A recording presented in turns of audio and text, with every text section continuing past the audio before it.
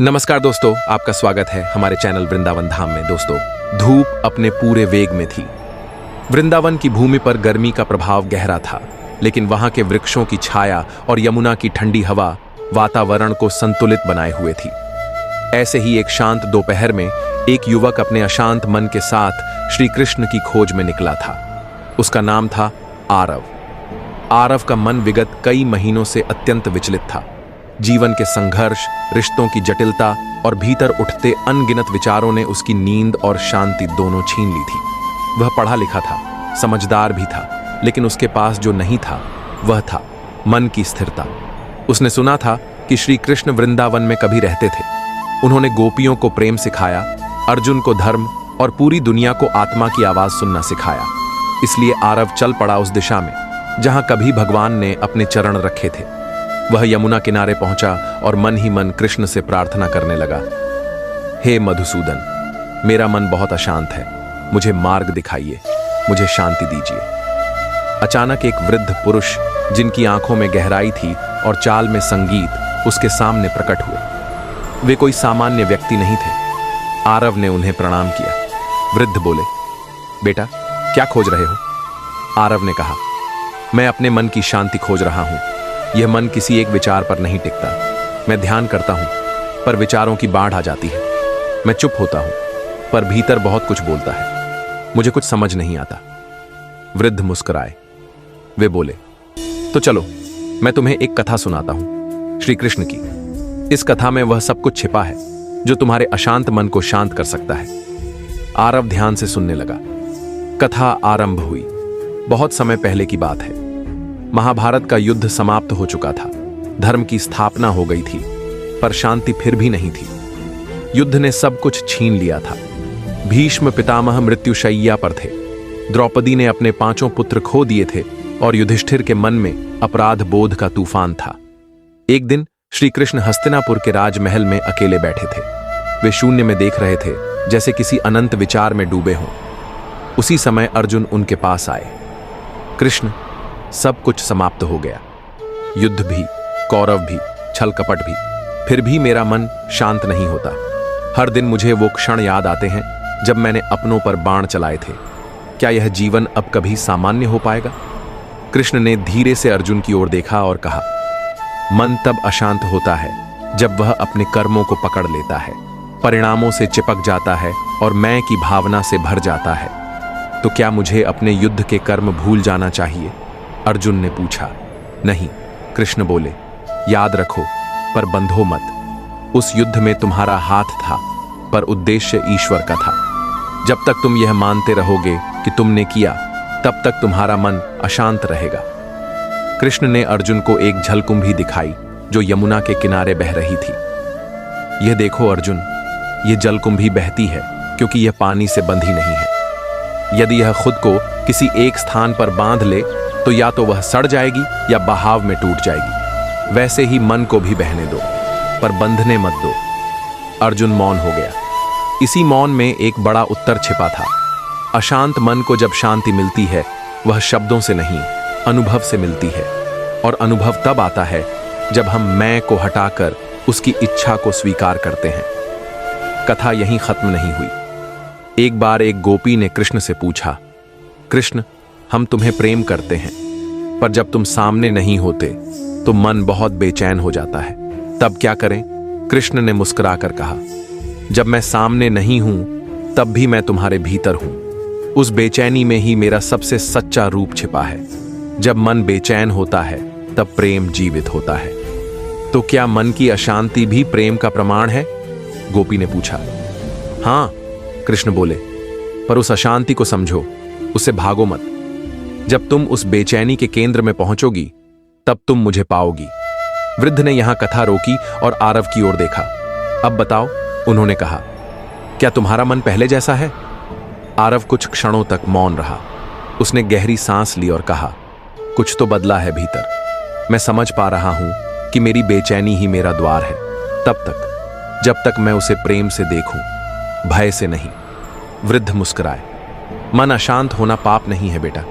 उसे न समझ पाना, उससे भागते रहना, वह असली पीड़ा है। श्री कृष्ण ने यही सिखाया। मन को साधो, उसे मारो मत, उसे गहराई से देखो, वह तुम्हें ईश्वर तक ले जाएगा। आरव की आंखों से आंसू बहने लगे। वह अब कृष्ण को यमुना में नहीं, वृक्षों में नहीं, वृद्ध की आंखों में नहीं, अपने भीतर देख पा रहा था। वह वृद्ध अब वहां नहीं थे, जैसे वे हवा में घुल गए हों, जैसे कोई लीला समाप्त हुई हो। आरव वहीं बैठा रहा घंटों। अब वह यमुना की बहती ध्वनि को सुन पा रहा था। वृक्षों की सरसराहट, पक्षियों की चहचहाहट, सब कुछ स्पष्ट था, और सबसे स्पष्ट था उसका मन। कभी कभी अशांति एक द्वार होती है। अगर तुम उससे भागो नहीं, अगर तुम उसके साथ बैठ जाओ, अगर तुम उसे समझने लगो, तो वही अशांति तुम्हें उस चुप्पी तक ले जाती है जहां कृष्ण मिलते हैं। कृष्ण बाहर नहीं होते, वे भीतर होते हैं, हर उस विचार में जिसे तुम प्रेम से देखते हो, हर उस भावना में जिसे तुम समझने की कोशिश करते हो, और हर उस मौन में जिसमें तुम समर्पण कर देते हो। मन अशांत है तो इसे सुनो, उस अशांति की आवाज को, उसके पीछे छिपे अर्थ को, क्योंकि वहीं पर कृष्ण बैठते हैं तुम्हारे अंदर, प्रतीक्षा करते हुए कि तुम एक बार रुको और उसे सुनो। द्वारका नगरी में जब सूर्य अस्ताचल की ओर बढ़ता तो समुद्र की लहरें धीरे धीरे शांत हो जाती, परंतु एक दिन समुद्र की तरह शांत रहने वाली वह नगरी भी हलचल से भर उठी। नगर का एक युवक, नाम था अर्जुन, नॉट वह अर्जुन जो महाभारत के योद्धा थे, बल्कि एक साधारण युवक, जीवन से हताश और मन से बहुत अशांत। वह युवक दिन रात चिंताओं में डूबा रहता। उसे लगता कि उसकी मेहनत व्यर्थ जा रही है, रिश्ते टूट रहे हैं, लक्ष्य धुंधले हो गए हैं और जीवन दिशाहीन हो चला है। रातों की नींद छिन गई थी और वह दिन भर एक ही प्रश्न पूछता, मैं क्या करूं? मेरा मन क्यों शांत नहीं होता? उसके मित्रों और परिवार वालों ने बहुत समझाया, पर कोई उपाय काम नहीं आया। एक दिन वह युवक समुद्र किनारे बैठा हुआ था, निराशा में डूबा हुआ। लहरें उसकी बातों को सुनती, जैसे प्रकृति भी उसकी पीड़ा को समझ रही हो। तभी एक वृद्ध ब्राह्मण उसकी ओर आए। उन्होंने युवक को देखा और मुस्कुराकर पूछा, क्या तुम अपने मन की सुनते हो या संसार की? युवक ने कहा, मेरा मन तो इतना शोर मचाता है कि उसमें किसी और की आवाज सुनाई ही नहीं देती। ब्राह्मण हंस से बोले, तो चलो मैं तुम्हें किसी ऐसे के पास ले चलता हूं जो मन के शोर को भी शांत कर सकता है। युवक ने पूछा, कौन? ब्राह्मण बोले, श्री कृष्ण। युवक चौंका, परंतु द्वारका में तो श्री कृष्ण अब नहीं है, वह तो जग छोड़ चुके हैं। ब्राह्मण बोले, जो संसार छोड़ जाता है वह भुलाया जा सकता है, पर जो मन में बसता है वह हर क्षण जीता है। श्री कृष्ण आज भी तुम्हारे भीतर हैं, बस तुमने उन्हें पुकारा नहीं। उसी रात युवक ने समुद्र के किनारे एकांत में बैठकर श्री कृष्ण को पुकारा, हे माधव, हे गोविंद, हे केशव, मेरा मन अशांत है, मैं क्या करूं? कुछ देर तक तो बस सन्नाटा रहा, फिर धीरे धीरे हवा में मुरली की एक धीमी सी ध्वनि घुल गई। युवक ने आंखें खोलीं और उसने अपने सामने नीले वस्त्रों में एक दिव्य पुरुष को खड़े देखा। वह श्री कृष्ण ही थे, लेकिन उनका रूप कोई चमत्कारी नहीं, बल्कि एक साधारण ग्वाले जैसा था। मुस्कुराता चेहरा, शांत नेत्र और करुणा से भरी दृष्टि। श्री कृष्ण बोले, तुम्हारा मन अशांत है क्योंकि तुम उसे पकड़ना चाहते हो। मन तो हवा की तरह है, जितना पकड़ोगे उतना फिसलेगा। शांत तभी होता है जब उसे बहने दिया जाए। युवक ने पूछा, पर जब चिंता आती है, असफलता घेरती है, तब यह कैसे संभव है? श्री कृष्ण ने मुस्कुराकर कहा, जब अर्जुन रणभूमि में अपने ही रिश्तेदारों को देखकर विचलित हुआ, तब उसका भी मन डगमगाया। परंतु क्या किया मैंने? गीता दी, न कि विजय का वचन। मैंने उसे समझाया कि कर्म करो, फल की चिंता मत करो। मन की अशांति का सबसे बड़ा कारण यही है कि तुम भविष्य को लेकर भयभीत रहते हो और अतीत को लेकर पछताते हो। युवक ने सिर झुका लिया। श्री कृष्ण बोले, मन को शांत करना है तो उसे वर्तमान में टिकाओ। देखो, इस लहर को, यह आती है, जाती है, पर समुद्र शांत रहता है। ऐसे ही विचारों को आओ जाओ दो, पर आत्मा को समुद्र की तरह स्थिर रखो। फिर श्री कृष्ण ने युवक का हाथ पकड़ा और उसे द्वारका की गलियों में ले गए। वे उसे एक साधारण परिवार के द्वार पर ले गए, जहां एक स्त्री अपने बीमार बच्चे को गोद में लिए बैठी थी और उसके माथे पर करुणा से हाथ फेर रही थी। श्री कृष्ण बोले, यह देखो, इसका मन भी अशांत है, पर यह ममता के कारण मुस्कुराना नहीं भूली। यह पीड़ा में भी प्रेम बांट रही है। फिर वे उसे एक वृद्ध किसान के पास ले गए जो सूखी जमीन पर हल चला रहा था। युवक बोला, यह तो मूर्खता है, यहां तो कुछ भी नहीं उगने वाला। श्री कृष्ण ने कहा, हो सकता है, पर वह अपना कर्म कर रहा है। उसका मन इस बात में नहीं कि फल मिलेगा या नहीं, बल्कि इसमें है कि वह प्रयत्नरत है। यह प्रयत्न ही मन को शक्ति देता है। युवक की आंखों से आंसू बहने लगे। श्री कृष्ण ने उसके कंधे पर हाथ रखा और कहा, तुम्हारा मन जब भागता है तो उसे रोको मत, बस देखो। जैसे तुम किसी नदी को देखते हो, ऐसे ही मन के विचारों को देखो। उनसे लड़ो नहीं, बस साक्षी बनो। युवक ने पूछा, क्या मुझे ध्यान करना चाहिए? श्री कृष्ण बोले, ध्यान केवल बैठने का नाम नहीं है। ध्यान का अर्थ है जिस भी कार्य में हो उसमें पूर्ण रूप से उपस्थित रहो। जब खाओ तो बस भोजन में हो, जब चलो तो बस पगों में हो। यही सच्चा ध्यान है। श्री कृष्ण ने उसे कुछ क्षण मौन रहने को कहा। युवक ने आंखें बंद की और पहली बार उसे लगा कि उसके भीतर कोई हलचल नहीं थी। एक सुकून था, जैसे कोई गहराई में जाकर खुद से मिला हो।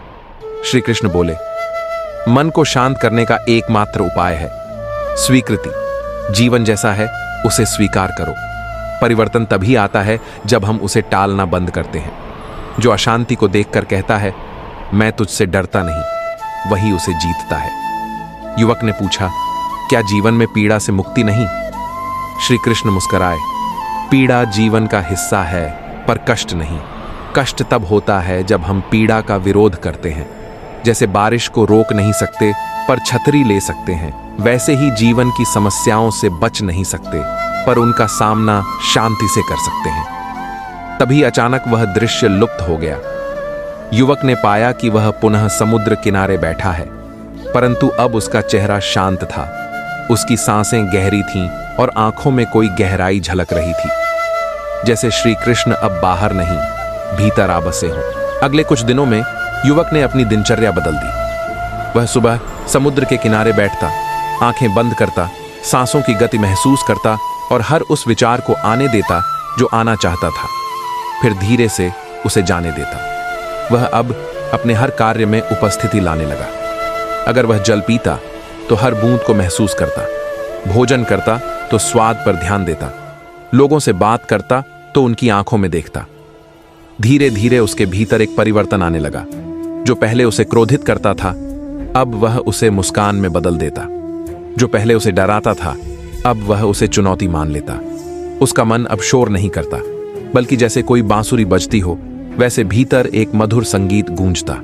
कई महीनों बाद उसी समुद्र के किनारे एक और युवक रोते हुए बैठा था। वह भी वही कह रहा था, मेरा मन अशांत है, मैं क्या करूं? अब वह पहला युवक धीरे से उसके पास गया, मुस्कुराया और कहा, आओ, मैं तुम्हें श्री कृष्ण से मिलवाता हूं। और वह श्री कृष्ण कहीं बाहर नहीं, उस युवक के भीतर ही थे। जैसे हर मन की अशांति के भीतर ही छुपी होती है शांति की बांसुरी। बस हमें उसे सुनना आ जाए। धूप बहुत तेज थी उस दिन। वृंदावन की गलियों में सब कुछ सामान्य लग रहा था, पर एक युवक था जो भीतर से पूरी तरह टूट चुका था। उसका नाम था आरव। उसके जीवन में सब कुछ उल्टा चल रहा था। व्यापार में घाटा, मित्रों का विश्वासघात, परिवार से दूरियां और भीतर की बेचैनी ने उसे ऐसा जकड़ा कि वह रातों को सो नहीं पाता। एक दिन उसने स्वयं से कहा, अब बहुत हो गया, इस अशांति का कोई अंत चाहिए। या तो मन को शांति मिले या सब समाप्त हो जाए। उसी रात आरव को स्वप्न में एक दिव्य पुरुष दिखाई दिए। वे नीले वर्ण के थे, मुरली उनके अधरों पर थी और आंखों में ऐसी करुणा थी जो सीधे हृदय को छू जाए। वे बोले, कन्हैया पुकार रहा है तुझे।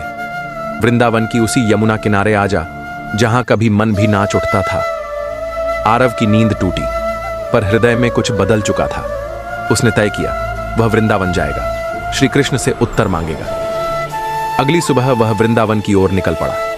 वहां पहुंचते ही यमुना किनारे बैठ गया। चारों ओर हरियाली थी, पक्षियों की चहचहाहट थी, पर उसका मन शांत नहीं था। उसने आंखें बंद कीं और मन से पुकारा, हे कृष्ण, यदि आप सच में हैं तो मुझे दिखाइए।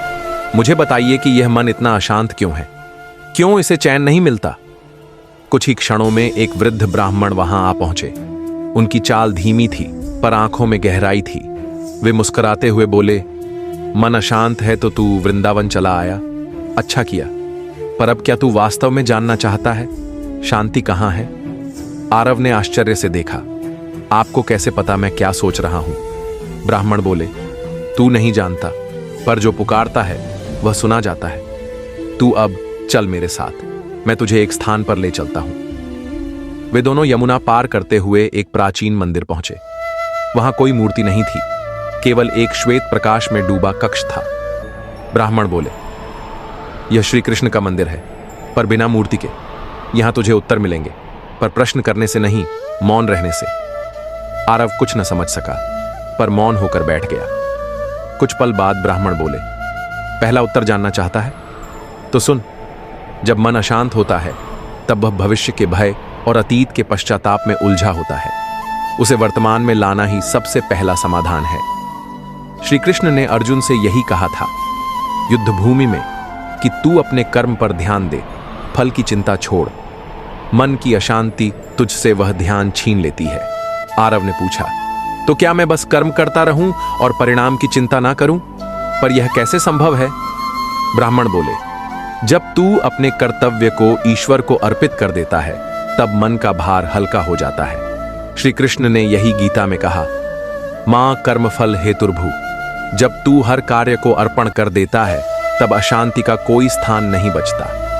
आरव ने सिर झुका लिया। धीरे धीरे उसके मन का कोलाहल कम होने लगा, पर उसकी आंखें अब भी नम थीं। उसने कहा, पर जब अपनों से धोखा मिलता है तब मन कैसे शांत रहे? ब्राह्मण मुस्कुराए। श्री कृष्ण ने भी तो देखा था, शकुनी का छल, कौरवों की कुटिलता, अपने सगे संबंधियों का अहंकार। फिर भी उन्होंने युद्ध नहीं टाला, उन्होंने सत्य का साथ दिया, पर मन को कड़वाहट से मुक्त रखा। तू भी वैसा कर, अपने सत्य पर टिक जा, पर कड़वाहट को त्याग दे। वह केवल तुझे जलाएगी और कुछ नहीं।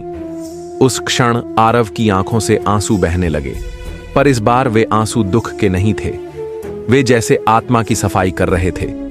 कुछ समय बाद ब्राह्मण ने फिर पूछा, क्या अब तू उस कारण को पहचान पा रहा है जो तेरे मन को अशांत कर रहा है?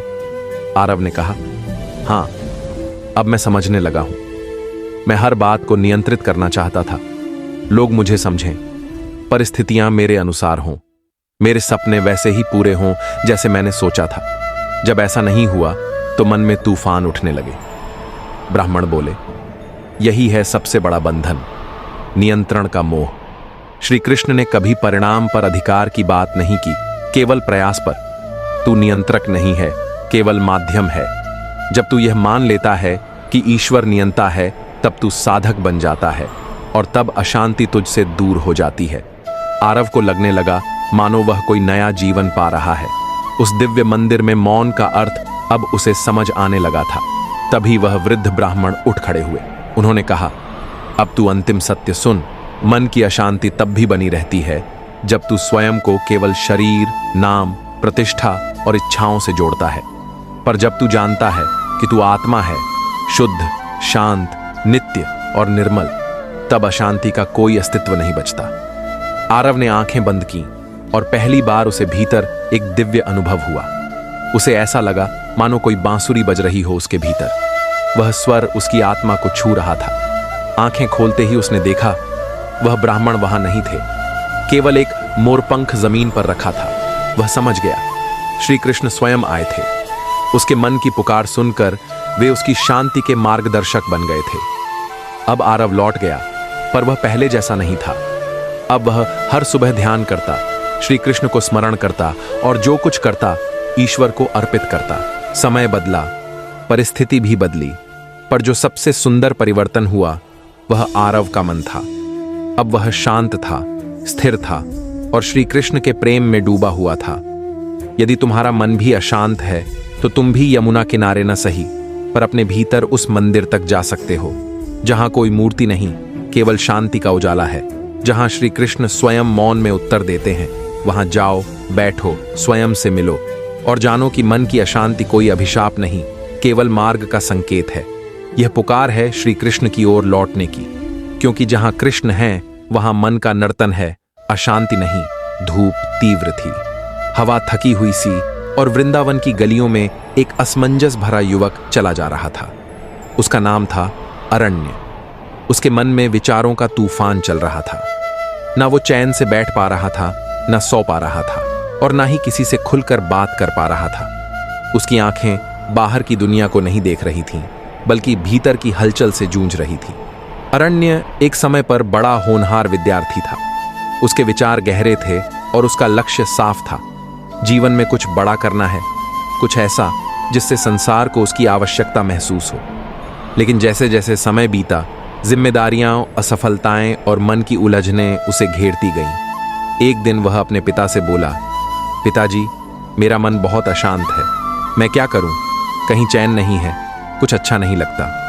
पिता मुस्कुराए और बोले, तू वृंदावन जा, श्री कृष्ण से मिल, वे तेरे प्रश्नों का उत्तर देंगे।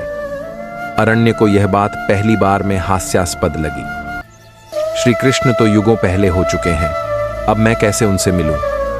लेकिन पिता की आंखों में एक विश्वास था, और शायद अरण्य को भी अब किसी दिशा की जरूरत थी। वो वृंदावन चल पड़ा। वृंदावन पहुंचा तो उसका मन वहां की पवित्र हवा से थोड़ा शांत हुआ, लेकिन भीतर की हलचल वैसी की वैसी बनी रही। तभी किसी ने कहा, अगर श्री कृष्ण से मिलना है तो यमुना तट पर जाओ। वहां एक वृद्ध साधु रहते हैं जो कहते हैं कि स्वयं श्री कृष्ण उनके माध्यम से बात करते हैं। अरण्य वहां पहुंचा। साधु एक वृक्ष के नीचे ध्यान मग्न बैठे थे। उनके चेहरे पर शांति ऐसी थी जैसे वे भीतर से पूरी तरह खाली हो चुके हों और इसीलिए पूर्ण हो चुके हों।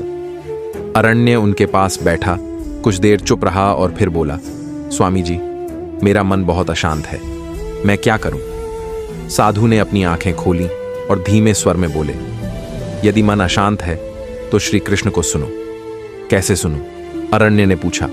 कथा के रूप में, मौन के रूप में, जीवन के रूप में।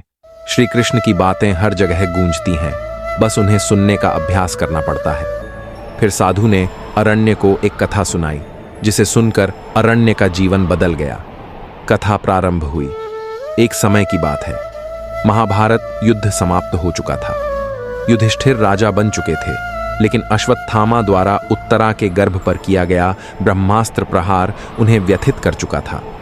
उत्तरा भयभीत होकर श्री कृष्ण के पास दौड़ी और बोली, प्रभु, मेरे गर्भ की रक्षा कीजिए। ये मेरा बच्चा नहीं, पांडव वंश की अंतिम आशा है।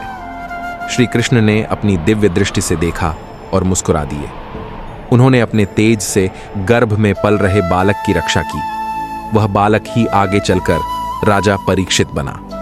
अरण्य ने उत्सुकता से पूछा, परंतु इस कथा में मन की शांति कहाँ है? साधु बोले, यह कथा सिर्फ एक चमत्कार नहीं, विश्वास की कथा है। जब मन डरता है, भागता है, बिखरता है, तब अगर कोई संपूर्ण समर्पण से कहे कि हे कृष्ण, अब आप ही मेरी रक्षा करें, तो वहां प्रभु उतरते हैं। मन वहीं शांत होता है जहां विश्वास जीवित होता है।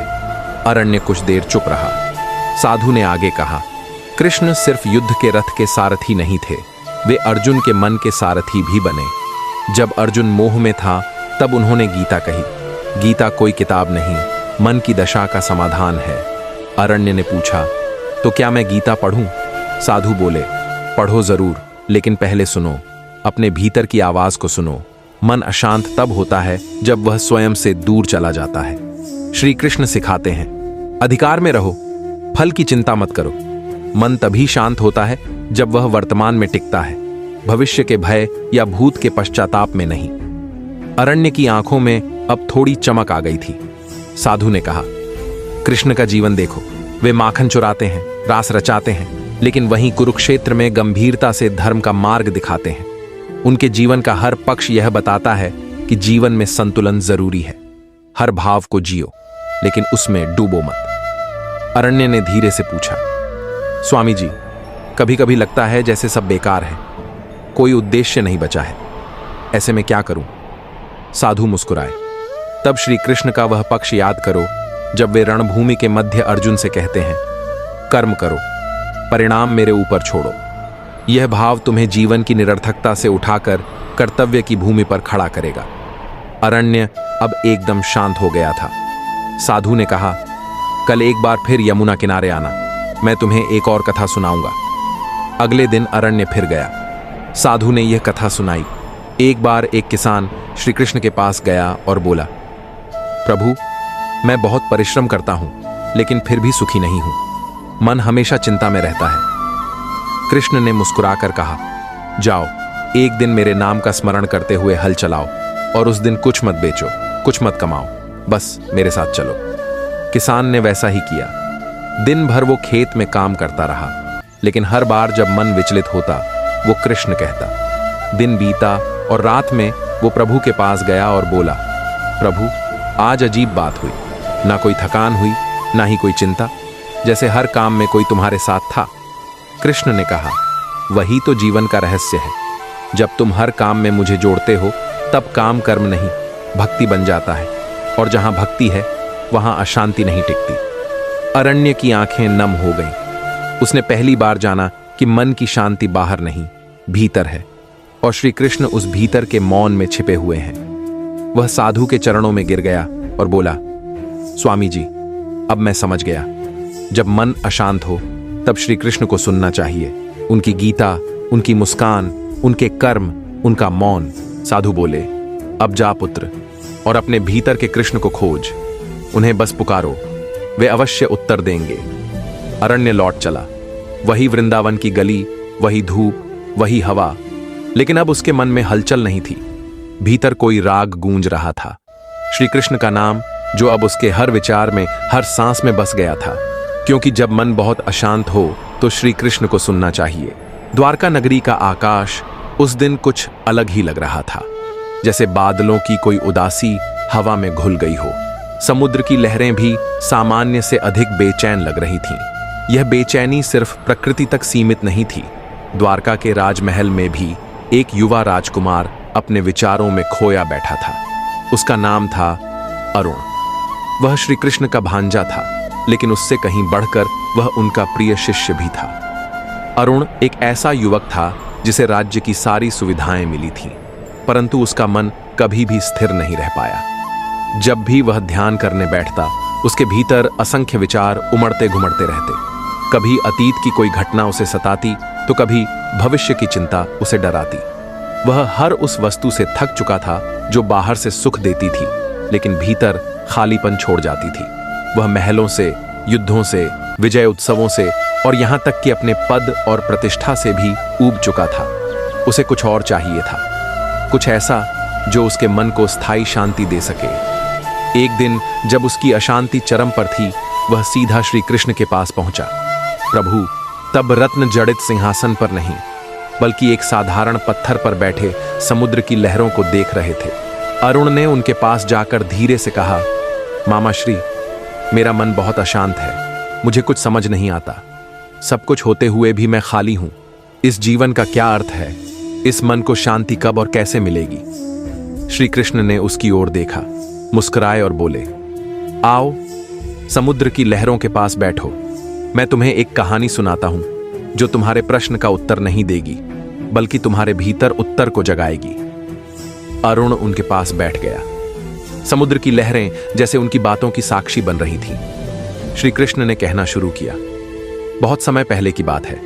एक ब्रह्मचारी युवक था, नाम था नचिकेता। उसका मन भी बड़ा चंचल था। वह आत्मा, जीवन और मृत्यु के रहस्यों को समझना चाहता था। उसके पिता ने एक यज्ञ किया जिसमें उन्होंने सारी मूल्यहीन वस्तुएं दान में दे दी। नचिकेता ने प्रश्न किया, पिता, मुझे किसे दान करेंगे? क्रोधित होकर पिता ने कह दिया, तुझे मृत्यु को दान करता हूं। वह युवक इस वाक्य को मजाक नहीं मानता, बल्कि सच मानकर यमलोक पहुंच गया। अरुण चौंक गया। क्या सचमुच वह स्वयं यमलोक चला गया? श्री कृष्ण मुस्कुराए।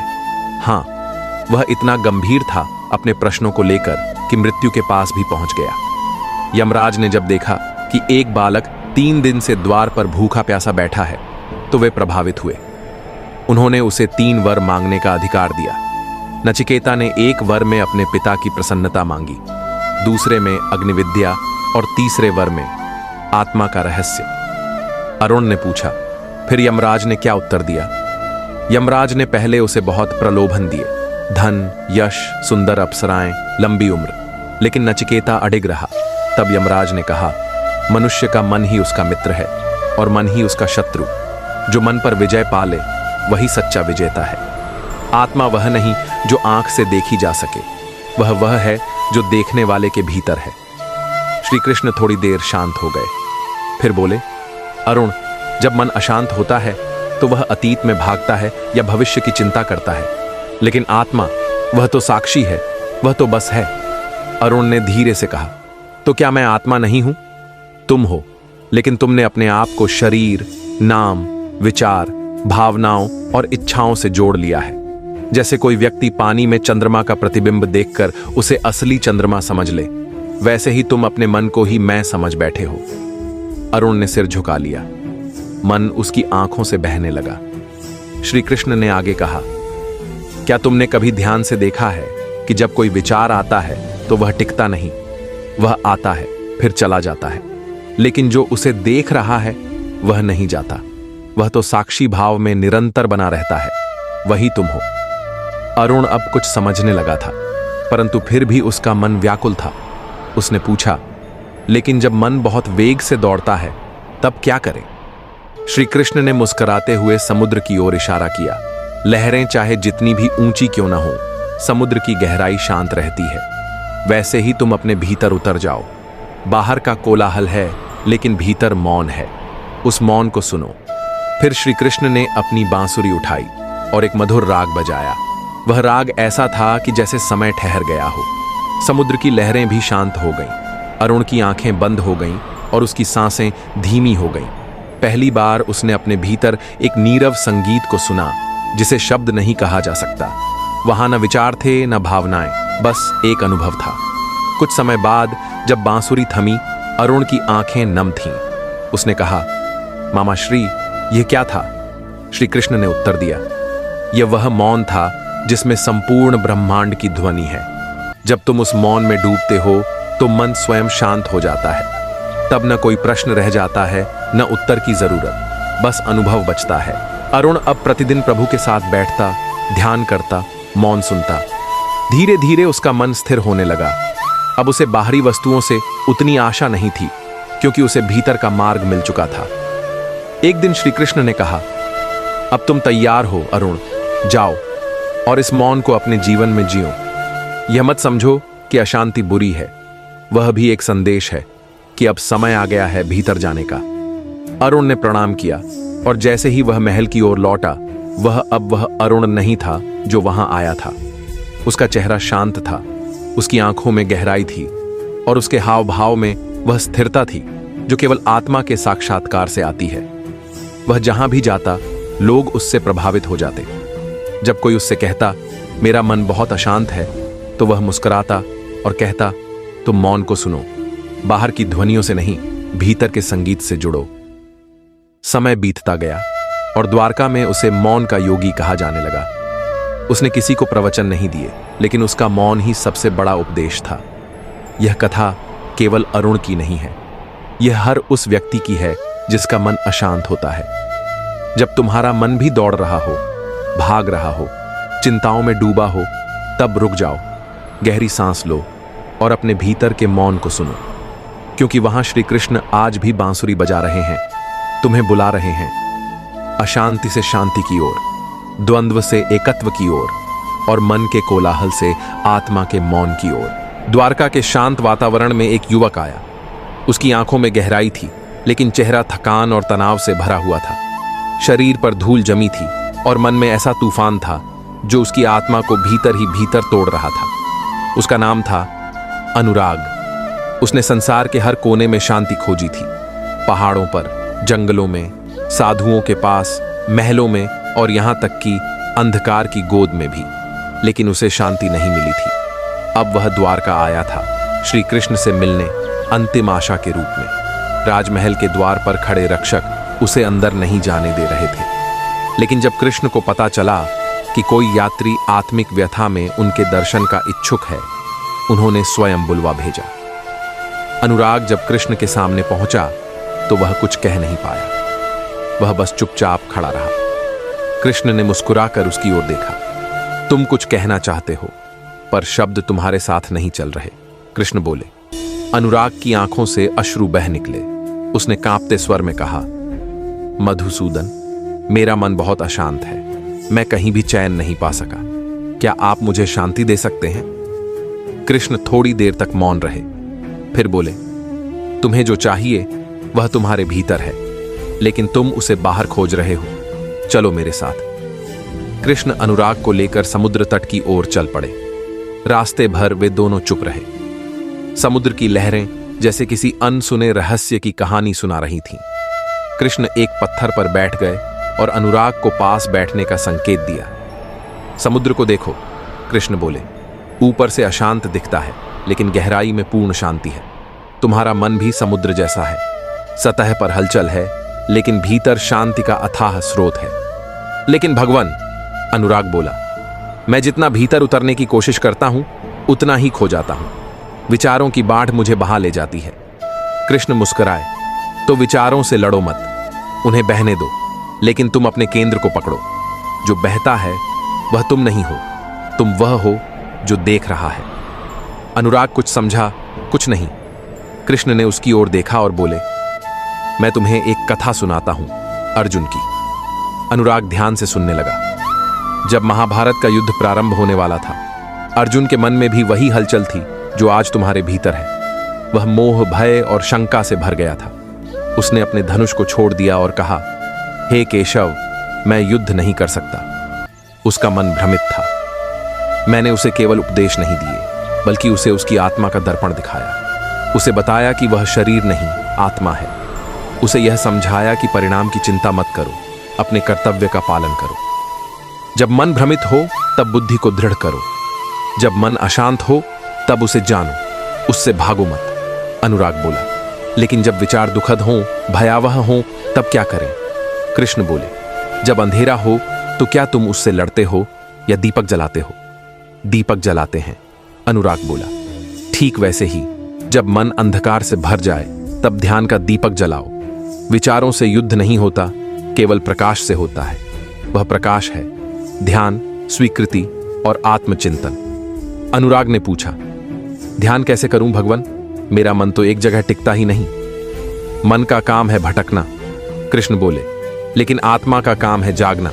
हर बार जब तुम्हारा मन भटके, तुम बस उसे देखो, उसका पीछा मत करो। धीरे धीरे वह थक जाएगा और तुम्हारे पास लौट आएगा। तब तुम्हें अनुभव होगा कि तुम्हारे भीतर एक शांत केंद्र है जो सदैव अचल है। अनुराग की आंखों में चमक आ गई। क्या आपने कभी अशांति अनुभव की है प्रभु? कृष्ण हंस पड़े।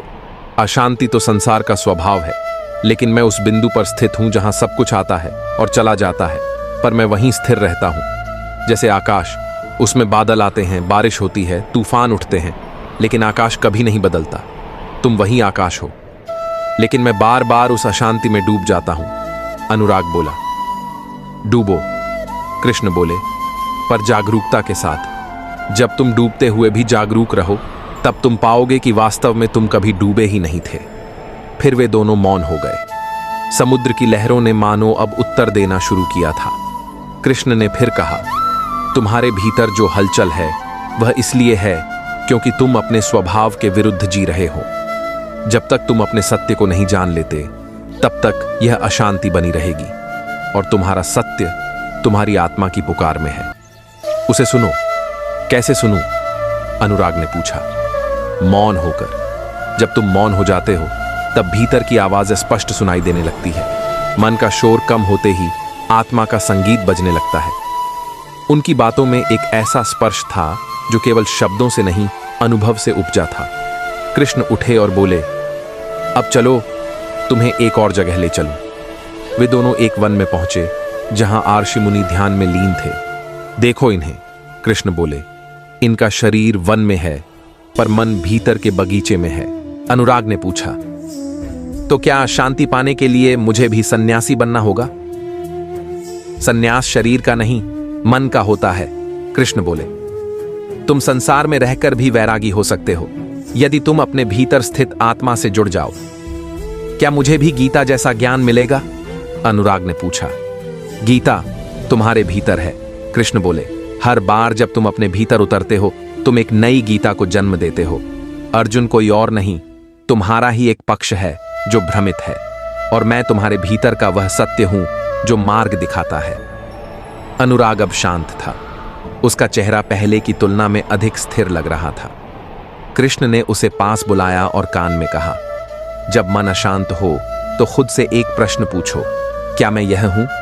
और जब उत्तर नहीं हो तब तुम जान जाओगे कि अशांति तुम्हारी नहीं है। फिर उन्होंने अनुराग को विदा दी। अनुराग लौट चला। अब उसकी चाल धीमी थी लेकिन स्थिर थी। उसके मन में विचार आ रहे थे लेकिन वह उनमें उलझा नहीं था। जैसे कोई नदी बहती है और कोई किनारे बैठकर उसे देखता है। उसने सीखा था कि अशांत मन को शांत करने की चाबी शांति की खोज नहीं बल्कि स्वयं की खोज है। कृष्ण ने उस दिन कुछ नया नहीं कहा था। उन्होंने वही कहा था जो सदियों से कहा जा रहा था। लेकिन उस दिन अनुराग ने उसे सुना, आत्मा से। जब मन अशांत हो तो यह मत सोचो कि कुछ बाहर से आकर तुम्हें शांत करेगा। वह कृष्ण तुम्हारे भीतर ही है। वह प्रतीक्षा कर रहा है कि तुम उसकी ओर देखो, और जब तुम देखोगे तो तुम पाओगे मन की सारी अशांति केवल एक भ्रम थी। द्वापर युग का समय था। कुरुक्षेत्र की रणभूमि पर महाभारत युद्ध अपने अंतिम चरण में था। रण के चारों ओर धूल, रक्त और कराह की आवाजें थीं। पराजय और विजय के बीच सन्नाटा पसरा हुआ था।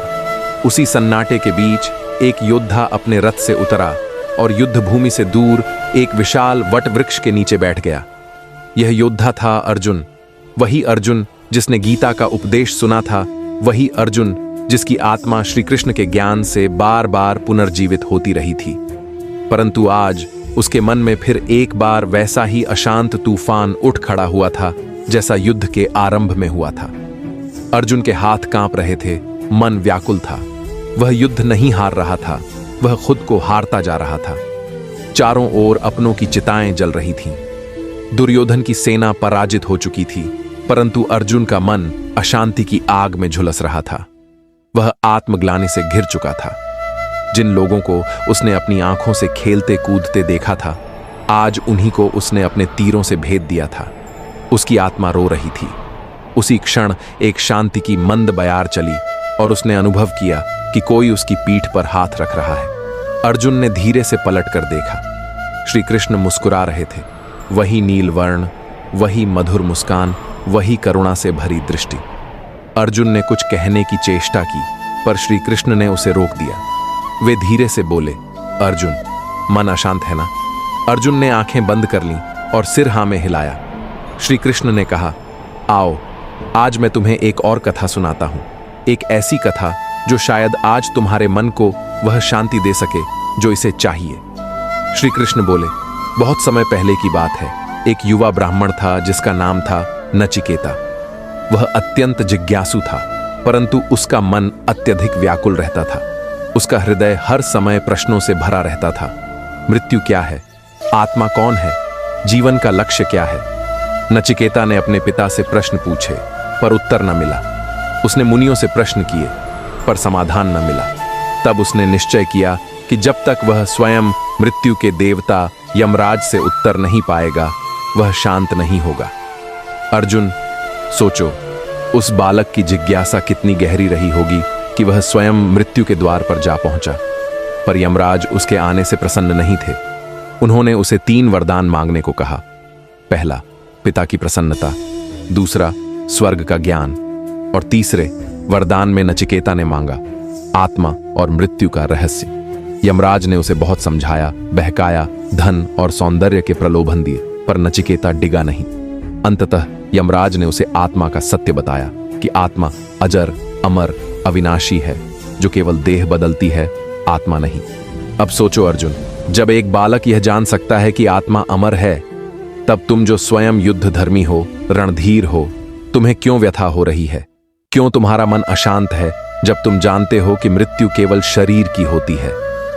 अर्जुन ने धीरे से उत्तर दिया, प्रभु, मैं यह जानता हूं, परंतु यह ज्ञान कभी कभी क्षीण हो जाता है।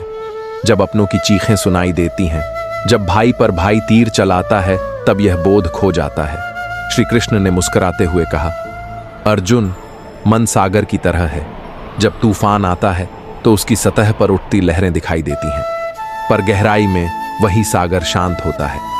मन को स्थिर करना है तो सतह पर नहीं, गहराई में उतरना होगा। तुमने गीता सुनी है उसमें मैंने क्या कहा था? शांत चित्त होकर जो व्यक्ति सुख दुख, हानि लाभ, विजय पराजय को एक समान देखता है, वही सच्चा योगी है। अर्जुन, यह युद्ध तो केवल एक मंच है जिस पर तुम्हें अपने कर्म निभाने हैं, पर तुम स्वयं को उस मंच का पात्र नहीं, दर्शक समझो। तुम केवल अपना कर्तव्य निभाओ। अर्जुन कुछ देर तक शांत रहा, फिर बोला, प्रभु, पर जब मन खुद ही युद्ध का मैदान बन जाए, जब विचार और भावनाएं आपस में टकराए, तब क्या करें? श्री कृष्ण ने एक पत्ता उठाया और बोले, ये देखो, ये पत्ता पेड़ से गिरा है। यह अब धरती पर गिर चुका है, पर यह स्वयं शांत है। इसे हवा उड़ाएगी, पानी बहा ले जाएगा, पर यह कभी शिकायत नहीं करेगा। यह जानता है कि उसका कर्म पूरा हुआ है। जब तुम्हारा कर्म शुद्ध हो, जब तुम्हारा उद्देश्य लोकमंगल हो, तब तुम भी इस पत्ते की तरह शांत हो सकते हो। मन तब अशांत होता है जब वह फल की इच्छा में उलझ जाता है। जब हम चाहते हैं कि परिणाम हमारे अनुसार हो, तभी दुख जन्म लेता है। अर्जुन ने धीरे से कहा, तो क्या त्याग ही समाधान है? श्री कृष्ण ने उत्तर दिया, त्याग नहीं, समझदारी से किया गया त्याग। ऐसा त्याग जो मोह से नहीं, विवेक से उत्पन्न हो, जो प्रेम से हो, न कि पलायन से। मन को समझना पड़ेगा अर्जुन। मन तुम्हारा मित्र भी बन सकता है और तुम्हारा शत्रु भी। उसे साधना पड़ेगा। एक बार एक किसान अपने खेत में काम कर रहा था। अचानक उसकी बैल गायब हो गई। लोगों ने कहा, कितना दुर्भाग्य है। किसान मुस्कुराया और बोला, देखते हैं। अगले दिन वह बैल जंगल से लौट आया, साथ में 7 जंगली घोड़े भी लाया। लोगों ने कहा, कितना सौभाग्य। किसान फिर बोला, देखते हैं। फिर उसके बेटे ने घोड़े को काबू में करते समय पैर तुड़वा लिया। लोगों ने कहा, कितनी विपत्ति। किसान ने फिर कहा, देखते हैं। कुछ ही दिनों बाद युद्ध छिड़ा और गांव के सभी युवाओं को सेना में ले जाया गया, पर उसका बेटा अपाहिज होने के कारण बच गया। अर्जुन, यह जीवन की लीला है। जब तक हम इसे समझने लगते हैं, तब तक एक नई लीला आरंभ हो जाती है। अगर तुम हर परिस्थिति को ईश्वर की योजना मान लो, तो मन कभी अशांत नहीं होगा। अर्जुन की आंखें भर आईं। उसने श्री कृष्ण के चरणों में सिर रख दिया और बोला, प्रभु, मैं अब समझ गया हूं। जब तक मैं स्वयं को युद्ध का कारण समझता रहा, तब तक मैं दुखी रहा। जब मैंने जाना कि मैं केवल एक माध्यम हूं, तब मेरे मन में शांति उतर आई। श्री कृष्ण ने कहा, यही है वह ज्ञान जो मन की अशांति को मिटा सकता है। स्वयं को साधो, मन को मित्र बनाओ और जीवन को ईश्वर की योजना समझो। तब न युद्ध तुम्हें डिगा सकता है, न पराजय तुम्हें रुला सकती है। उस दिन के बाद अर्जुन फिर कभी अशांत नहीं हुआ। उसने युद्ध लड़ा, पर मन में पूर्ण शांति रखी। उसने अपने कर्तव्य को पूजा मानकर निभाया, और जब युद्ध समाप्त हुआ तो उसने न कोई गर्व किया, न कोई पछतावा। वह केवल एक योद्धा नहीं, एक योगी बन चुका था। कहानी यहीं समाप्त नहीं होती, क्योंकि अर्जुन का संघर्ष आज भी हमारे भीतर चलता रहता है। जब हम अपने मन की उलझनों में फंस जाते हैं, जब हम बाहरी शोर में अपना आंतरिक मौन खो बैठते हैं, तब श्री कृष्ण की यह वाणी हमें फिर से जीवित कर सकती है। हमें फिर से याद दिला सकती है कि जीवन एक लीला है और हम केवल पात्र हैं। कर्म करो, फल की चिंता मत करो। शांति भीतर से आती है, बाहर से नहीं। तो जब भी तुम्हारा मन अशांत हो, जब भी जीवन बोझ लगे, तब आंखें बंद करो और श्री कृष्ण की उस मधुर मुस्कान को याद करो। उस ज्ञान को सुनो जो उन्होंने कुरुक्षेत्र में अर्जुन को दिया था। वह ज्ञान आज भी जीवित है और हर अशांत मन को शांत कर सकता है। क्योंकि जब मन बहुत अशांत हो तो श्री कृष्ण को सुनो, वह साक्षात शांति है। वृंदावन की नर्म मिट्टी पर संध्या की लालिमा फैली हुई थी। यमुना के किनारे एक युवक बैठा हुआ था। उसका चेहरा थका हुआ था, आंखों में बेचैनी और माथे पर चिंता की रेखाएं थीं। वह कोई साधारण युवक नहीं था, वह अर्जुन था, पांडवों का पराक्रमी धनुर्धर। लेकिन आज वह युद्ध भूमि में नहीं, बल्कि अपने ही मन के रण में पराजित सा बैठा था। अर्जुन की पीड़ा असामान्य नहीं थी। वह उस संघर्ष से जूझ रहा था जिसे हर मनुष्य कभी न कभी झेलता है। अशांत मन का संघर्ष। उसे न नींद आती थी, न चैन मिलता था। उसके विचार एक चक्रवात की भांति घूमते रहते और उसका हृदय एक क्षण के लिए भी शांत न होता। उसने बहुत बार ध्यान लगाने की कोशिश की, शास्त्र पढ़े, संतों से मिला, लेकिन उसका मन किसी एक विचार पर टिकता ही नहीं था। एक दिन जब उसकी व्याकुलता चरम पर पहुंच गई, उसने अपने सबसे प्रिय मित्र और मार्गदर्शक श्री कृष्ण को स्मरण किया। हे माधव, वह बोला, मेरा मन मुझे जीने नहीं देता। यह मुझे भविष्य की चिंता और भूतकाल की पीड़ा में बांध कर रखता है। क्या आप मेरी सहायता नहीं करेंगे? श्री कृष्ण प्रकट हुए, वैसी ही मुस्कान लिए जो उनके होठों पर सदा रहती थी, वैसा ही तेज जिससे अंधकार भी रोशन हो उठता था। उन्होंने अर्जुन को देखा जैसे वह उसके अंतर्मन को पढ़ रहे हों। फिर वे बोले, अर्जुन, मन की चंचलता कोई नवीन समस्या नहीं है। यह तो उस नदी के समान है जो शांत दिखती है पर भीतर बहाव तीव्र होता है। तुमने बाहर के युद्ध जीते, पर अब तुम्हें भीतर का युद्ध जीतना है। अर्जुन ने पूछा, लेकिन यह युद्ध कैसे लड़ा जाए? जब मैं आंखें बंद करता हूं तो विचारों का तूफान आता है। जब उन्हें रोकता हूं तो वे और तेज दौड़ते हैं। क्या कोई उपाय नहीं जिससे मन शांति पाए? श्री कृष्ण ने उसे यमुना तट पर बैठने को कहा और स्वयं उसके पास बैठ गए। हवा में तुलसी और चंदन की सौम्य सुगंध थी। पक्षियों की चहचहाहट धीमी पड़ चुकी थी और सूर्य अपनी अंतिम किरणें बिखेर रहा था। अर्जुन, श्री कृष्ण ने धीरे से कहा, मन को शांत करने के लिए उसे युद्ध से नहीं, प्रेम से जीतना पड़ता है। जिस प्रकार तुम रथ को खींचने वाले घोड़ों को बलपूर्वक नहीं अपितु स्नेहपूर्वक वश में करते हो, वैसे ही मन को भी स्नेह और ध्यान से साधा जा सकता है। अर्जुन ने पूछा, ध्यान कैसे किया जाए जब विचार आते हैं? श्री कृष्ण ने मुस्कुराते हुए कहा, विचार आना दोष नहीं है, उन्हें पकड़कर बैठ जाना दोष है। मन विचारों की धारा है। जब तुम बहाव के विरुद्ध तैरते हो, थक जाते हो, लेकिन जब तुम बहाव को देख भर लेते हो तो धीरे धीरे वह बहाव मंद पड़ता है। अर्जुन चकित हुआ, तो क्या मुझे कुछ करना ही नहीं है? श्री कृष्ण बोले, करना है, लेकिन कुछ अलग। जब मन अशांत हो तब उसे रोकने की चेष्टा मत करो। बस देखो कि वह अशांत है। उसकी चंचलता को साक्षी भाव से देखो, जैसे कोई बादलों को देखता है। आते हैं, जाते हैं, कोई उन्हें पकड़ने नहीं दौड़ता। अर्जुन कुछ देर तक मौन रहा। वह श्री कृष्ण की बातें अपने भीतर उतारने लगा।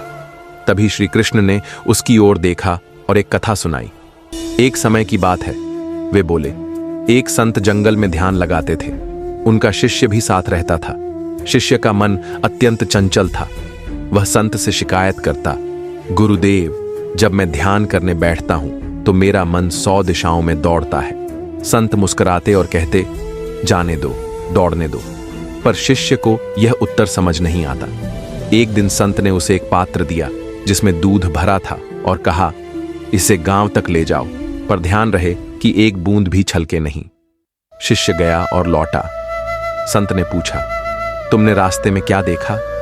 शिष्य ने कहा, कुछ नहीं, मैं तो दूध गिरने से रोकने में ही लगा रहा। संत मुस्कुराए, जिस प्रकार तुमने अपना पूरा ध्यान पात्र पर केंद्रित किया, वैसे ही जब तुम ध्यान में अपने अंदर के शांति पात्र को देखोगे, तब विचार अपने आप फीके हो जाएंगे। श्री कृष्ण ने अर्जुन की ओर देखा। मन की अशांति तब तक रहती है जब तक तुम उसकी ओर खींचते रहते हो। जब तुम उसे एक तमाशे की तरह देखना शुरू कर देते हो, वह तमाशा खुद थम जाता है। अर्जुन की आंखें चमक उठीं। उसे श्री कृष्ण की बातों में वह सच्चाई दिखने लगी थी जिसे वह अब तक खोजता रहा था। उसने पूछा, क्या यह शांति स्थायी हो सकती है? श्री कृष्ण बोले, शांति बाहर से नहीं आती, यह भीतर पहले से ही है। मन अशांत नहीं होता, तुम्हारी उससे पहचान अशांत हो जाती है। जब तुम अपने आप को उस मन से अलग देखना शुरू करते हो, तब असली शांति प्रकट होती है। कुछ पल मौन रहा। यमुना की लहरों की मधुर ध्वनि अब जैसे कोई संगीत बन गई थी जो सीधे आत्मा को छू रही थी। अर्जुन ने गहरी सांस ली और आंखें मूंद ली। इस बार वह विचारों से नहीं लड़ रहा था, वह उन्हें देख रहा था जैसे कोई परछाई देखता है, और धीरे धीरे वे परछाइयां फीकी होने लगीं। श्री कृष्ण बोले, मन अशांत है क्योंकि तुम उससे बातें नहीं करते, उसे सुनते नहीं। जब तुम उसे प्रेम से सुनते हो, उसकी हर चीख, हर रुलाई, हर प्रश्न को स्वीकार करते हो, तब वह शिशु की भांति शांत हो जाता है। अर्जुन ने पूछा, क्या आप मेरे साथ हमेशा रहेंगे जब मैं इस अभ्यास में लगूंगा? श्री कृष्ण मुस्कुराए। मैं तुम्हारे भीतर हूं, तुम्हारे हर श्वास में। जब तुम अपनी श्वास को सुनोगे तब मुझे सुनोगे। जब तुम मौन में बैठोगे तब मुझे पाओगे। जब तुम अपने मन की आवाज को बिना भय, बिना जजमेंट के सुनोगे, तब तुम्हारे भीतर मेरा स्वर गूंजेगा। अर्जुन अब शांत था। उसके चेहरे पर वही तेज था जो युद्ध भूमि में होता था, पर अब वह युद्ध किसी बाहरी शत्रु से नहीं, अपने भीतर के भ्रम से था। उसने श्री कृष्ण की ओर देखा और मुस्कुराया। मैं अभ्यास करूंगा। अब जब मन अशांत होगा, मैं उससे डरूंगा नहीं। मैं उसे देखूंगा, सुनूंगा और धीरे धीरे उसे गले लगाऊंगा। श्री कृष्ण उठे। उनके चरणों के स्पर्श से यमुना की रेत और भी पवित्र हो गई। वे चलते चलते बोले, अर्जुन, ध्यान रखना, तुम मन नहीं हो, तुम वह हो जो मन को देखता है। और जब यह सच्चाई अनुभूत होती है, तब अशांत मन भी श्री कृष्ण का गीत गाने लगता है। और उस दिन से अर्जुन ने एक नया अभ्यास शुरू किया, शांति को पाने का नहीं, शांति को पहचानने का। जब जब मन अशांत होता, वह स्वयं से कहता, हे मन, मैं तुझे सुन रहा हूं। चिल्ला ले, दौड़ ले, पर मैं यहां हूं, तुझे साक्षी भाव से देखने वाला। और यही साक्षी भाव धीरे धीरे उसे उस शांति के द्वार तक ले गया जहां श्री कृष्ण की मुस्कान उसकी आत्मा में बस गई थी। धूप तीव्र हो रही थी और वृंदावन की हवाओं में भी अजीब सी बेचैनी भर गई थी। गोपाल, एक युवा ग्वाला, नदी किनारे बैठा हुआ अपने भीतर चल रही हलचल से जूझ रहा था। उसका मन अशांत था। उसे न नींद आती, न भूख लगती और न ही किसी बात में उसका ध्यान लगता। खेतों की हरियाली, गायों की रंभाहट और मां की मीठी पुकार भी अब उसे सुकून नहीं देती थी। वह अक्सर अकेला बैठा आसमान की ओर देखता, सोचता कि आखिर जीवन का अर्थ क्या है। क्यों उसका हृदय इतना भटका हुआ है? क्यों उसकी आत्मा को चैन नहीं मिलता? क्यों हर राह अधूरी लगती है, हर संवाद में शून्यता है? एक दिन जब उसकी व्याकुलता चरम पर थी, वह जमुना के तट पर बैठा रोने लगा। उसका रुदन नदी की लहरों में घुल गया। उसी समय वहां से श्री कृष्ण अपने सखा उद्धव के साथ निकल रहे थे। श्री कृष्ण ने गोपाल को देखा, उसकी आंखों की पीड़ा को पढ़ा और मुस्कुराकर बोले, गोपाल, यह अशांति तुम्हारे मन की नहीं, तुम्हारे मोह की है। गोपाल चौंका। उसने आंखें उठाकर श्री कृष्ण की ओर देखा और कहा, प्रभु, मेरा तो जीवन ही व्यर्थ लग रहा है। न मैं स्वयं को समझ पा रहा हूं, न इस दुनिया को। मैं भटक रहा हूं। मन मेरा बार बार अशांत हो जाता है। मुझे लगता है जैसे मैं कहीं नहीं हूं, कोई नहीं हूं। श्री कृष्ण बैठे। उन्होंने एक कंकड़ उठाया और जमुना में फेंक दिया। फिर बोले, देखा तुमने, यह छोटा सा पत्थर कितना बड़ा प्रभाव डाल गया। लहरें बनी, फैलती गईं और फिर सब शांत हो गया। तुम्हारा मन भी ऐसा ही है गोपाल। एक विचार आता है और अशांति की लहरें उठती हैं। फिर वह विचार चला जाता है, लेकिन तुम उन लहरों में बहते रहते हो, उसे जाने नहीं देते। गोपाल ने पूछा, तो क्या मन को विचारों से मुक्त करना ही समाधान है? श्री कृष्ण ने मुस्कुराते हुए कहा, नहीं गोपाल, विचार आना स्वाभाविक है, उन्हें रोका नहीं जा सकता। लेकिन तुम विचारों के पीछे क्यों भागते हो? उन्हें केवल एक दर्शक की तरह देखो। जैसे तुम नदी को देखते हो, वैसे ही अपने मन को देखो। वह बहता रहेगा, पर तुम्हें बहना नहीं है। वह कुछ क्षण शांत रहे, फिर बोले, एक समय की बात है, अर्जुन भी युद्ध भूमि में अपने मन की अशांति से जूझ रहा था। वह अपने सगे संबंधियों को देखकर विचलित हो गया। उसका गला सूख गया, धनुष हाथ से गिर पड़ा और वह युद्ध करने से पीछे हट गया। तब मैंने उसे कहा था, हे अर्जुन, यह मन चंचल है, लेकिन अभ्यास और वैराग्य से इसे वश में किया जा सकता है। गोपाल ने धीरे से पूछा, लेकिन प्रभु, अभ्यास कैसे करूं और वैराग्य क्या होता है? श्री कृष्ण ने कहा, अभ्यास का अर्थ है बार बार ध्यान देना कि तुम कौन हो। क्या तुम केवल यह शरीर हो? क्या यह मन ही तुम हो? जब तुम ध्यान से देखोगे तो पाओगे कि जो अशांत है वह मन है, लेकिन जो देख रहा है वह मन नहीं, आत्मा है। वही शांति का स्रोत है। और वैराग्य का अर्थ है मोह से मुक्ति। जब तुम यह जान जाओगे कि कुछ भी स्थायी नहीं है, तब तुम्हारे भीतर स्वतः ही एक विरक्ति आएगी। यह वैराग्य है जो तुम्हें शांति की ओर ले जाएगा। वृंदावन की हवाओं में एक नए प्रकार की सुगंध घुल गई।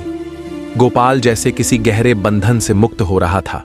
उसे लगा जैसे श्री कृष्ण की वाणी उसके भीतर उतरती जा रही है। श्री कृष्ण ने उसकी ओर देखा और कहा, मन अशांत इसलिए होता है क्योंकि वह बार बार भूतकाल में जाता है या भविष्य की चिंता करता है। वर्तमान में जीना सीखो। जो क्षण अभी है वही सच्चा है। जैसे यह हवा, यह सूरज, यह नदी, सब कुछ इसी क्षण में है। तुम भी इस क्षण में जियो, तभी तुम्हारा मन शांत होगा। गोपाल ने सिर झुकाकर कहा, प्रभु मुझे मार्ग दिखाइए, मैं इस चंचल मन से मुक्त होना चाहता हूं। श्री कृष्ण ने कहा, प्रत्येक दिन एक समय निकालो जब तुम केवल अपने भीतर उतर सको। आंखें बंद करो, सांसों पर ध्यान दो और केवल यह जानो कि मैं हूं। न कोई नाम, न कोई रूप, न कोई संबंध, केवल मैं। यही आत्मा की अनुभूति है और यही शांति है। कुछ समय तक वहां गहरी शांति छाई रही। केवल पक्षियों की आवाजें और नदी की कलकल सुनाई देती रहीं। फिर श्री कृष्ण बोले, जो व्यक्ति यह जान लेता है कि उसकी वास्तविकता शरीर या मन नहीं बल्कि आत्मा है, वह संसार में रहते हुए भी शांत रहता है। उसे न तो कोई बात विचलित कर सकती है, न कोई स्थिति। ऐसा व्यक्ति साक्षात योगी होता है। गोपाल की आंखों में अब आशा की चमक थी। उसने अनुभव किया कि जो समाधान वह बाहर ढूंढ रहा था वह भीतर ही था। श्री कृष्ण ने कहा, तुम्हारा मन जैसे जैसे आत्मा की ओर मुड़ेगा वैसे वैसे यह अशांत नहीं रहेगा। जैसे अंधेरे में दीपक जलता है वैसे ही आत्मज्ञान का प्रकाश हर व्याकुलता को हर लेता है। उस दिन गोपाल का जीवन बदल गया। वह अब भी जमुना किनारे आता, लेकिन अब रोने नहीं, ध्यान करने। वह अब भी खेतों में काम करता, लेकिन हर सांस में उसे एक परम मौन का अनुभव होता। उसका मन कभी कभी फिर चंचल होता, लेकिन वह उसे देखता, मुस्कुराता और कहता, तू चल, मैं यही हूं। कुछ वर्षों बाद वही गोपाल गांव का सबसे ज्ञानी व्यक्ति माना गया। लोग उससे सलाह लेने आते। वह कोई उपदेश नहीं देता, केवल एक वाक्य कहता, मन अशांत है तो बस यह सुनो, तुम मन नहीं हो। जैसे ही यह बात भीतर बैठती है, शांति स्वतः आ जाती है। श्री कृष्ण की वह एक मुलाकात, एक संवाद, जीवन का वह एक मोड़ बन गया जिसने एक सामान्य गोपाल को आत्मा का पथिक बना दिया। और तब से वृंदावन की हवाओं में जब भी कोई अशांत मन आह भरता है, ऐसा लगता है जैसे श्री कृष्ण की वाणी फिर से गूंजती है, हे प्रिय आत्मन, तुम केवल देखो, स्वीकारो और मुस्कुराओ, क्योंकि मन की अशांति केवल एक भ्रम है और तुम स्वयं साक्षात शांति हो। धूल भरे मार्ग पर एक साधु चल रहा था। उसके मन में शांति की खोज थी और उसके पैरों में थकावट। उसका शरीर तपस्या से कमजोर हो चला था, लेकिन उसकी आंखों में अब भी उम्मीद थी कि कहीं ना कहीं उसे वह उत्तर मिलेगा जिसकी तलाश में वह वर्षों से भटक रहा था। वह पहुंचा द्वारका, एक सुंदर नगरी जहां जीवन में उल्लास था, संगीत था और सबसे बढ़कर श्री कृष्ण थे। साधु ने सुना था कि कृष्ण केवल एक राजा नहीं, एक योगी है। वह जानते हैं वह रहस्य जो मन को शांति देता है। संध्या का समय था। कृष्ण रथ से उतर रहे थे और उनके चेहरे पर हल्की मुस्कान थी। साधु उनके पास पहुंचा और कहा, हे माधव, वर्षों से मन अशांत है। ध्यान किया, तपस्या की, पर्वतों पर भटका, लेकिन यह मन चुप नहीं होता। कृपा करें, मुझे मार्ग दिखाएं। कृष्ण मुस्कुराए और बोले, चलो मेरे साथ, रात्रि में गुफा में मिलते हैं। रात के सन्नाटे में जब सब सो गए, कृष्ण साधु को लेकर एक गुफा में पहुंचे। दीपक की मंद लौ में साधु ने पूछा, हे वासुदेव, मन अशांत क्यों होता है? कृष्ण ने कहा, मन अशांत नहीं होता, अशांति में लिप्त हो जाता है। मन तो एक दर्पण है, जो तू उसमें भरता है वही वह दिखाता है। तूने उसमें चिंता भरी, भय भरा, मोह भरा, तो वह अशांत हो गया। साधु बोला, तो मैं क्या भरूं इसमें? कृष्ण ने दीपक की लौ की ओर इशारा किया और कहा, जैसे यह लौ केवल प्रकाश देती है बिना भेदभाव के, वैसे ही मन को प्रेम, सेवा और समर्पण से भर दो। साधु ने पूछा, लेकिन प्रभु, जब कोई अपमान करे, जब जीवन पीड़ा दे, तब कैसे मन को शांत रखें? कृष्ण हंसे और बोले, जब कोई तुझे अपमानित करे, वह तेरे मन को चोट नहीं दे रहा, वह केवल अपने मन की अशांति तुझ पर फेंक रहा है। तू उसे थाम लेता है, इसलिए तुझे कष्ट होता है। अग्नि में हाथ डालोगे तो जलोगे ही, लेकिन अग्नि को देखकर यदि समर्पण और समझ के भाव से पीछे हटो तो वह जलाएगी नहीं, रोशनी देगी। साधु की आंखों में कुछ स्पष्ट होने लगा था, लेकिन अभी भी कुछ सवाल शेष थे। वह बोला, प्रभु, तो क्या मुझे संसार छोड़ देना चाहिए? कृष्ण गंभीर हो गए। उन्होंने साधु की आंखों में देखा और कहा, संसार को छोड़ना नहीं होता, संसार में रहते हुए स्वयं को पाना होता है। अर्जुन को भी यही सिखाया मैंने। युद्ध के मैदान में खड़े होकर शांति प्राप्त करना ही सच्चा योग है।